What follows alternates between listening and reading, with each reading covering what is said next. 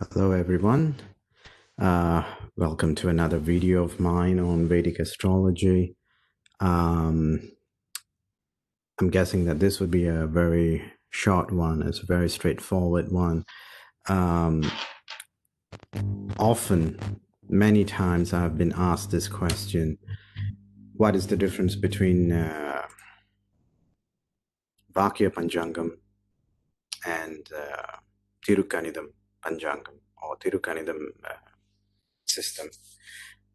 Well, and which one I follow. So basically, they asked me that, and of course, I always follow the one with numbers and calculation within it. So I follow Thiru Ganitham, as the word suggests in Tamil. Kanidam means numbers, calculation, right? So looking at the stars and the placement of planets as of tonight or today, night, if you're looking at the night sky, would be easier, and then charting it down onto the maps and doing a proximity calculation distance wise between the stars and the moon, what have you, between Jupiter, Saturn, whatever. So looking at it in a mathematical numbers form, Thiru Ganitham is what I follow, and that's the more accurate one. Let's talk about Vaakya Panchangam. I mean, the reason why I'm bringing this up today, right now, it's because many people have been sending me videos and asking me questions about Saturn transit, which is going to happen. So I'm like, no, it has already happened January 24th this year, January 24th, 2020.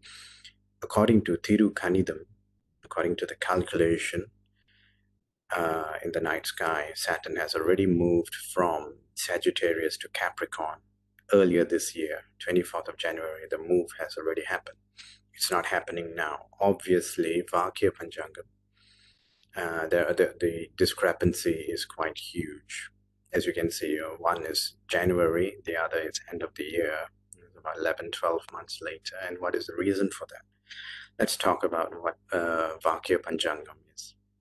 Vakyam is the key word in that kind of system. Vakyam means sentences, or in the actual system, the sages of old have actually spoken in hymns and songs, basically, when the planets will make a move from one house to the other. And they put it like in a song, right? So they're hymns, sentences.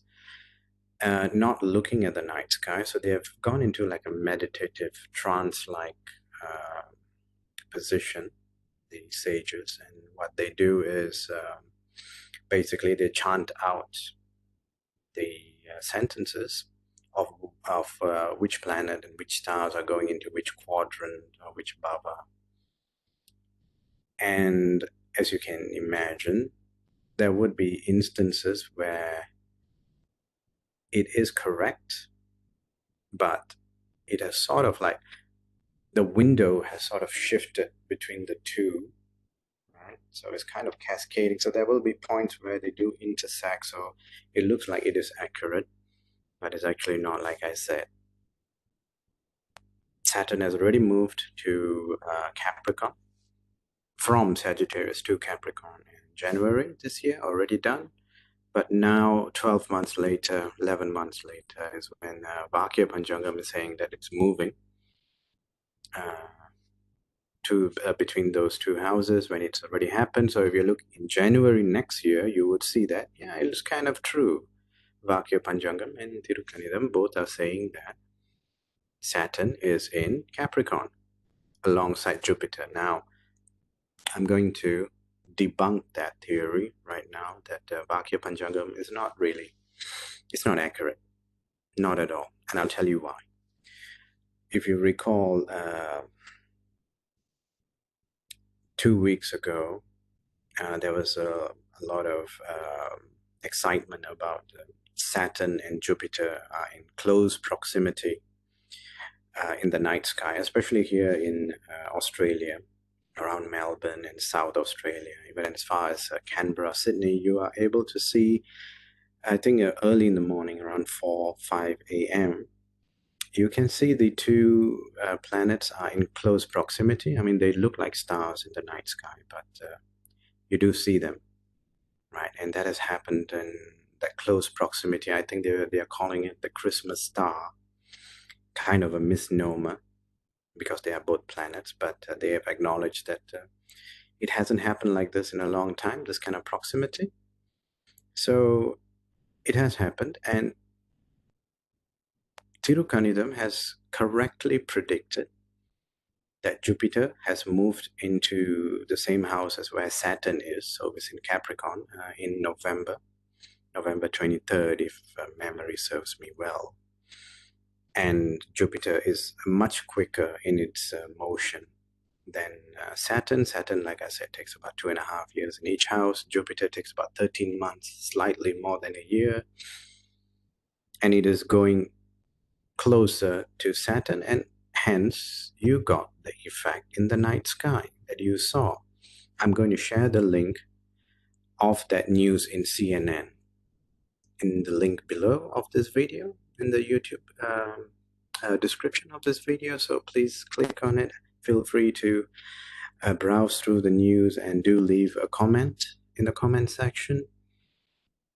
So it's a no-brainer scenario. Thiru Ganitham is the calculated value, and the calculation, how often it happens, as often as necessary. Vaakya Panchangam hasn't been looked at for about 1,500 years. No one has challenged those words of the sages.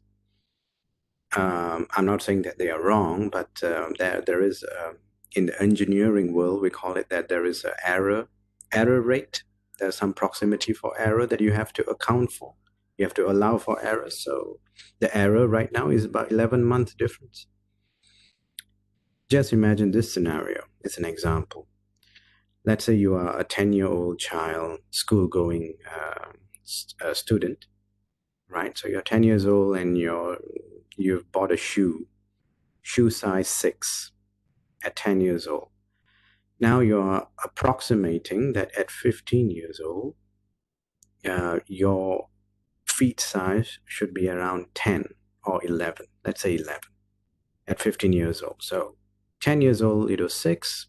In about 5 years, it's going to climb up 5 shoe sizes. And you're just at 15, you're just going to walk into the shoe shop without measuring your feet. No calculation. Just with your approximation, with your words, you're going to go to the salesperson and say, just get me shoe size 10 or shoe size 11. Shoe size 11. I'm not going to measure it. Just give it to me. I'm going to buy it and go. You are not going to do that. You're going to spend the 20 seconds that it takes to measure your feet. Any sensible person is going to do that. And that's the way it is. Thiru Ganitham, we are measuring the night sky. Even today, if you want to pick it up, look at the night sky in your country, your zone, your region, wherever you are, look at it.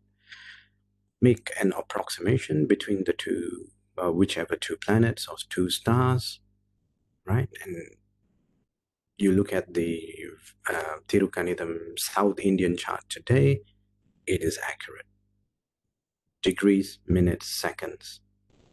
There is no room for discrepancy, no room for dispute, right? So once and for all, anyone who wants to know what system I use, Thiru Ganitham, the calculated version. It is most accurate. My accuracy rates of my forecasting, right? My predictions for my clients is very high, and I've spent years and years in this craft, right? It is something I really value and cherish, a skill set that I'm continuing to refine with, like I said, numbers and the scientific approach. It's not with, just plucking things from the sky and from the air and just saying it out to make you feel good. No, I don't do that. My analysis of your past would be accurate, and hence my extrapolation of the future for you would equally be accurate as long as I'm following Thiru Ganitham, which I hope you would be following as well. So that's it from me on this video. I hope you all stay safe. I wish you all a good year, and may all your dreams come true. God bless.